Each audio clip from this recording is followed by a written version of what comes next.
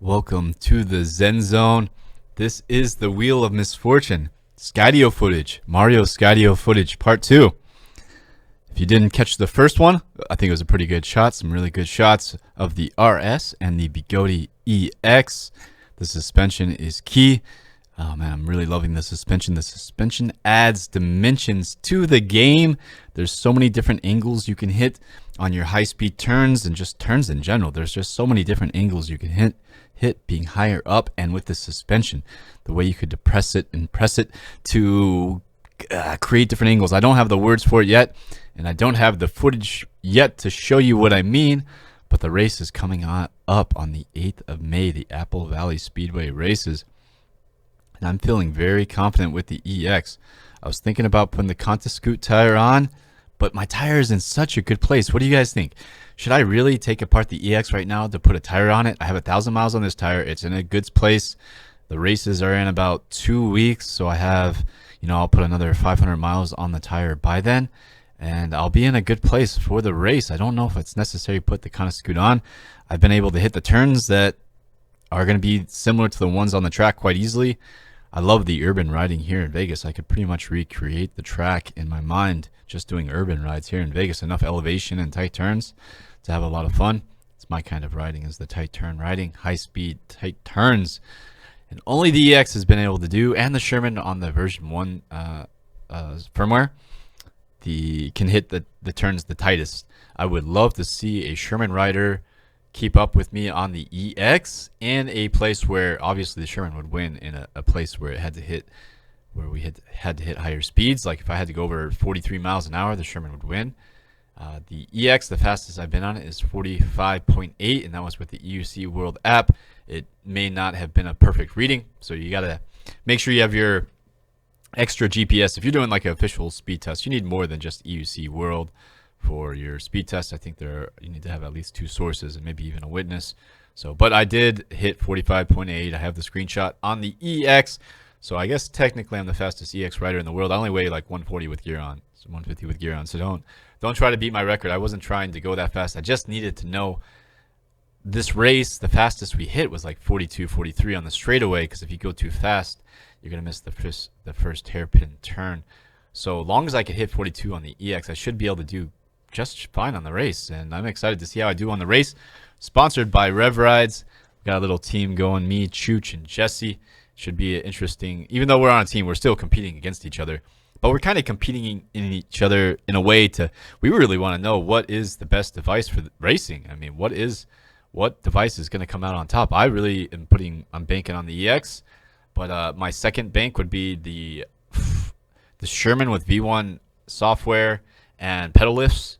And then second place, maybe the EXN or Monster Pro. The Monster Pro might do well if there's somebody big enough to manage it well. I think I could actually handle it on the track as well. I think the Monster Pro could be a competitor. What do you guys think? If you guys look at the Apple Valley Speedway race, I have some footage. Maybe I'll lace it in. If you look at this track, what do you think is the best racing EUC for the track? And actually, speaking of racing, do you think it would be fun at this Wheel of Misfortune? We're zooming out here. There's like 5 or 6 of these wheels. This is the biggest one, and there's the most stunt type stuff. You can see these big like mining area to the left here too, and some of the wheels. They haven't been well taken care of. There's tons of nails and glass, and just people come here and I guess party, and this is not well taken care of. But however, if we put like an hour's worth of work, like just a few people push brooms on EUCs, it can be cleaned up in an hour and looking good. And we can have some races here, some really scenic races, like just racing around the ring. I think that would be a lot of fun. If anybody's interested in that, we can hit this up in Vegas when you're visiting. We're coming up on the end of this footage. I am going to put in some of my DJI FPV footage so you guys can check out that to see what it looks like from the FPV perspective. You'll see more of the wheels than the Skydio is revealing. The Skydio locks onto you. The Skydio is better for EUC riders. The DJI FPV is better for just somebody that wants to fly around. You become the drone. You can't still ride your EUC unless you're some kind of master, which I might reach that level one day where I could fly the drone and use the vision from the drone to also maneuver the EUC. Super advanced technique right there. That would take a lot of practice, but it probably could be done, especially if you had somebody to help you out. wanted to thank Mario again for letting me use the Skydio footage. And we're going to put some of that FPV footage in. If you guys like the video, feel free to leave a comment below. Let me, what is your favorite EUC company? That's something I like to talk about. For me, it's Begode right now. Easiest one to get parts, and their EUCs have never done me wrong.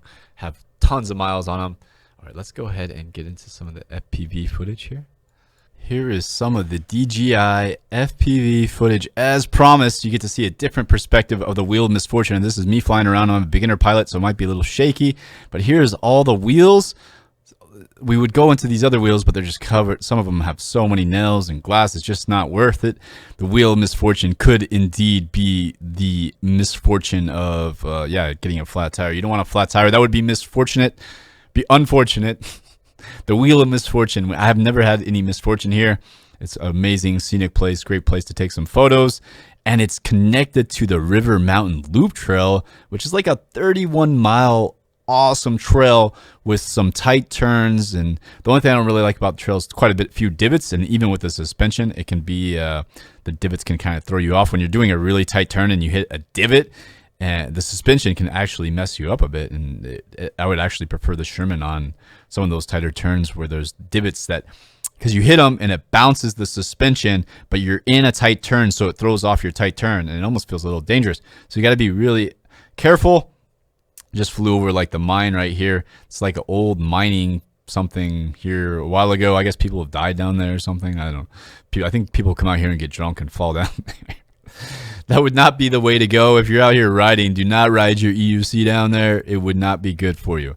But if you are in your heart set on it, let me record it. That would be sweet to see somebody ski down that slope right there. If you got some big cojones and a good EUC, I don't know how you would get back up. You would need some mad torque. But yeah, this is the DJI FPV footage. I really like flying the thing. I haven't flown it very much.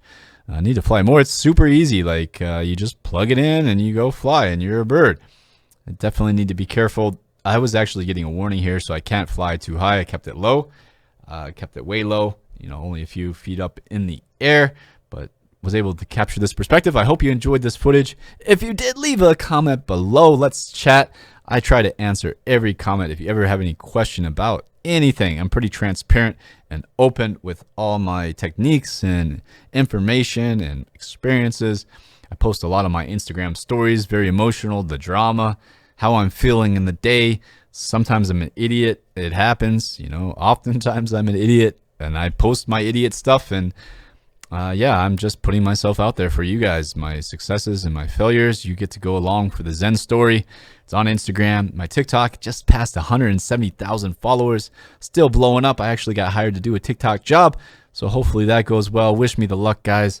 You're my friends. You're my family. You're my fans. And you've been taking good care of me. Definitely hit that thumbs up button, the bell notification. Leave a comment below. And until next time, most importantly, stay in the Zen zone.